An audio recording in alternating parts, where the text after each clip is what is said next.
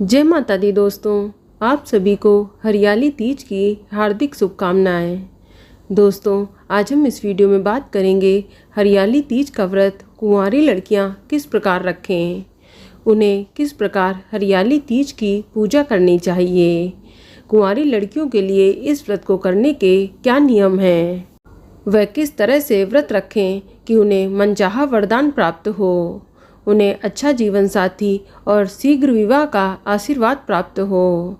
तो इस वीडियो में आपको इस विषय में कंप्लीट जानकारी मिलेगी। लेकिन वीडियो शुरू करने से पहले आपसे निवेदन है कि यदि वीडियो थोड़ा सा भी अच्छा लगे तो कृपया एक लाइक अवश्य करिएगा और अखंड सौभाग्य की प्राप्ति व इच्छा पूर्ति के लिए कमेंट बॉक्स में अवश्य लिखिएगा जय माता दी या जय माँ गौरा। तो चलिए बात करते हैं हरियाली तीज की। दोस्तों, हरियाली तीज सावन माह के शुक्ल पक्ष की तृतीया तिथि को मनाई जाती है। ये व्रत सुहागिन महिलाएं अपने पति की लंबी उम्र के लिए रखती हैं। दोस्तों, ये व्रत जितना खास सुहागिन महिलाओं के लिए होता है, उतना ही ये व्रत कुंवारी लड़कियों के लिए भी इम्पॉर्टेंट होता है।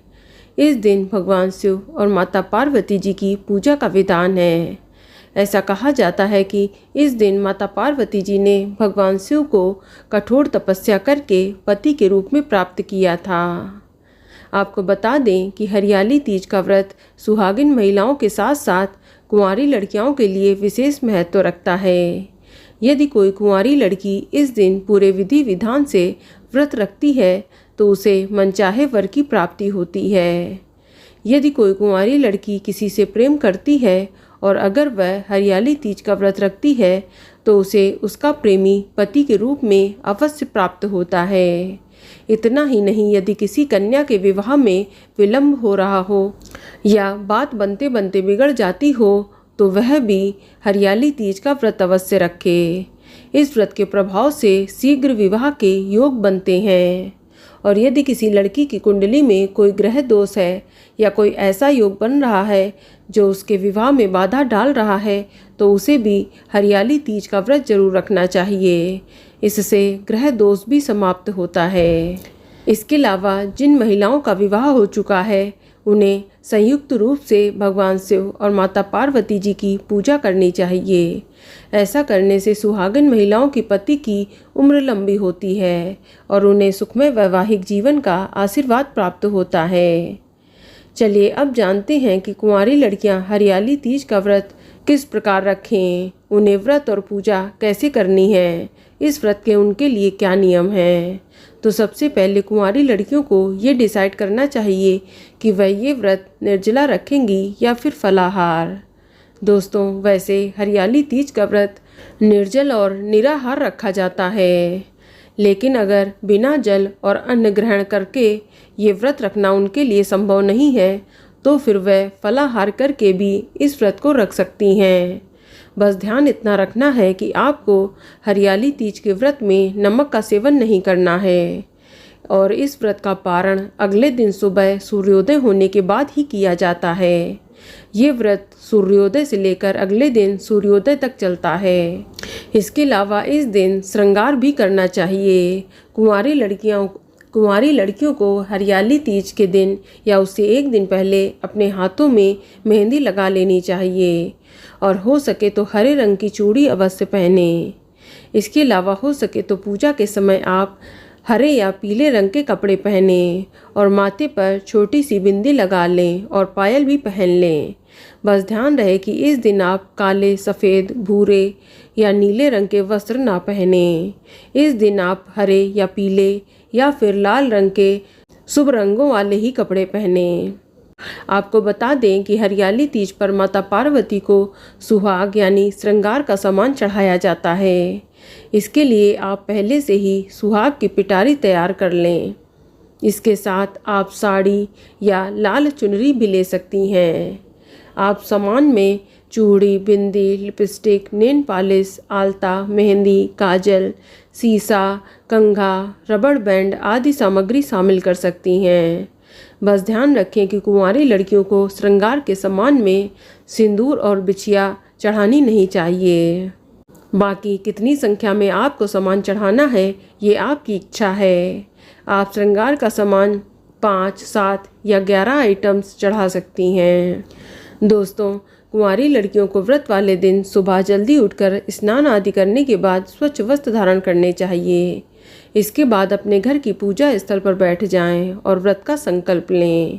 इसके लिए अपने दाहिने हाथ में थोड़ा सा जल, अक्षत, फूल लेकर भगवान शिव और माता पार्वती से प्रार्थना करें कि वे आपका व्रत निर्विघ्न पूरा करें और साथ ही अपनी मनोकामना भी बोलें।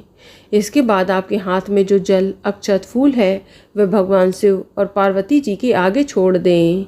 इसके बाद आप अपनी डेली वाली पूजा करें, सूर्य भगवान को जल अर्पित करें और फिर भगवान शिव और माता पार्वती जी की पूजा और आरती भी करें। इसके बाद आपका निर्जला व्रत स्टार्ट हो जाता है। या जो लोग फलाहार कर रहे हैं तो सुबह की पूजा के बाद फलाहार ले सकती हैं। लेकिन व्रत का संकल्प लेने से पहले यानी सुबह की पूजा करने से पहले ध्यान रहे कि आपको कुछ भी खाना और पीना नहीं है। इस बात का ध्यान रखें। अब आप इसके बाद पूजा के लिए बालू, रेत या काली मिट्टी से भगवान शिव, माता पार्वती और गणेश जी की मिट्टी की मूर्ति अपने हाथों से बनाएं। दोस्तों, आपको बता दें कि हरियाली तीज की पूजा कहीं कहीं तो सुबह ही कर ली जाती है, लेकिन कई जगह पर हरियाली तीज की पूजा शाम को प्रदोष काल में की जाती है। वैसे प्रदोष काल में तीज की पूजा करना उत्तम माना गया है। दोस्तों, प्रदोष काल दिन व रात के मिलने का समय होता है।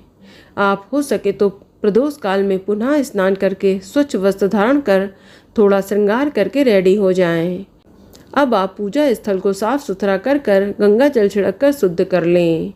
इसके बाद एक लकड़ी की चौकी ले लें, उस पर लाल रंग का वस्त्र बिछा लें। फिर उस पर भगवान शिव, माता पार्वती और गणेश जी की मूर्ति स्थापित करें।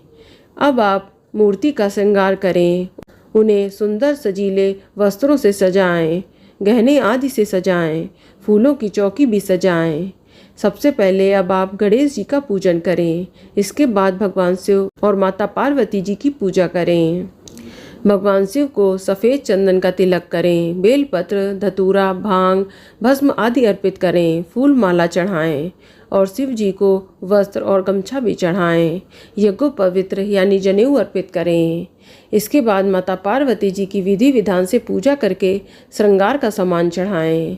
अब माता पार्वती और शिव जी को भोग लगाएं। आप इस दिन सफ़ेद मिठाई या घर पर बनी मिठाई, पूड़ी, पुए, गुलगुले, हलवा, खीर आदि का भोग लगा सकती हैं। इसके अलावा इस दिन खास तौर पर ककड़ी व खीरे का भोग भी लगाया जाता है। या जो भी फल आपके पास उपलब्ध हो आप उसका भोग लगा सकते हैं।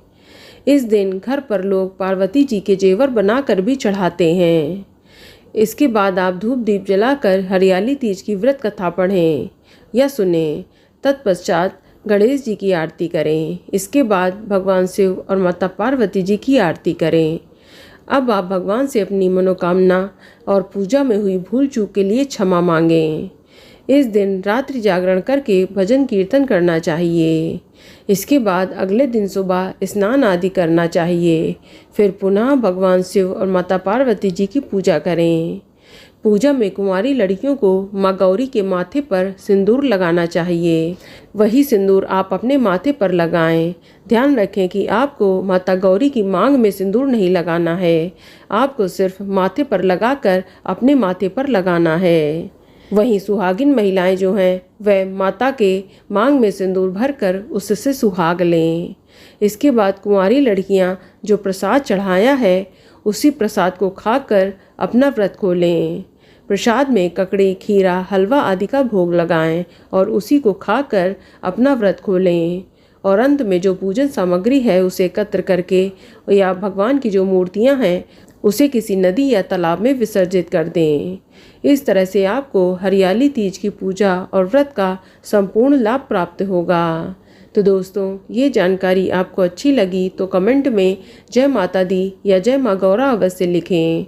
वीडियो थोड़ा भी अच्छा लगा हो तो कृपया वीडियो को लाइक अवश्य करें, शेयर करें और साथ ही साथ चैनल को सब्सक्राइब करें।